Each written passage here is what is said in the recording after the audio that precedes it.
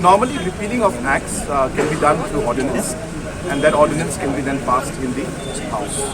So therefore, the way the Street Vendors Act was repealed by an ordinance, and then it was regularized in the next session. So similarly, any act can be repealed through the ordinance, and that is the procedure that is followed. In the absence of the act, what is the mechanism to control, as you used to say, illegal gambling activities? Well, there will not be any mechanism. So therefore, that is the other side of the story. But we definitely will be back to square one now.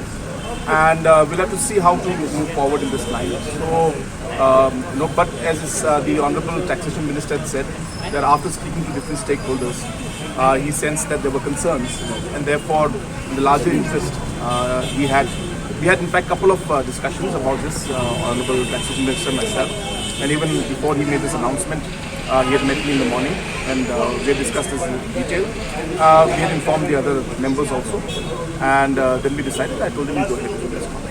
Is it not a populist decision in view of the upcoming elections? As a state government, we have always maintained that we have listened to the voice of the people, and you have seen this happen in many occasions, and I've maintained this. And we strongly feel that when the concerns of the citizens are there, people are there, then the government must listen. So whether elections are there or not, the point that the government must keep the concerns of the people, and this government has always kept that as a priority in many occasions.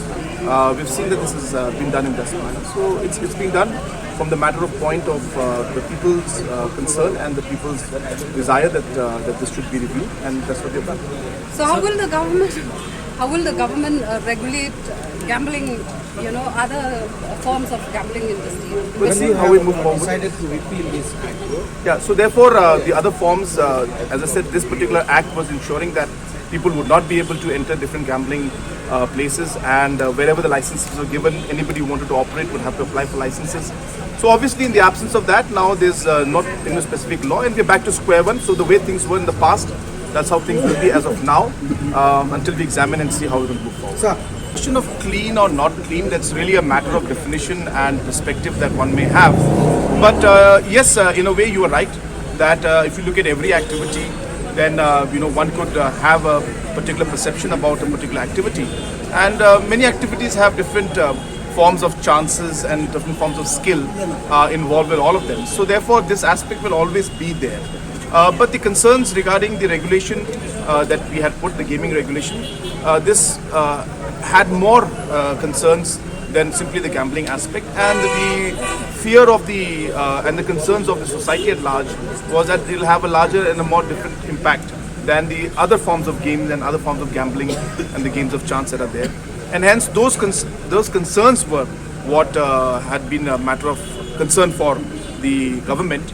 And after hearing everybody out, we realized that this is a matter that people are obviously very concerned about, and so we decided that till we're able to move forward properly and we're able to really come with a proper system where people will feel that this being able to take care of all these different aspects, we felt that let us go with the will of the people and overall the concerns of the citizens, and we decided that we will do that. so talking about the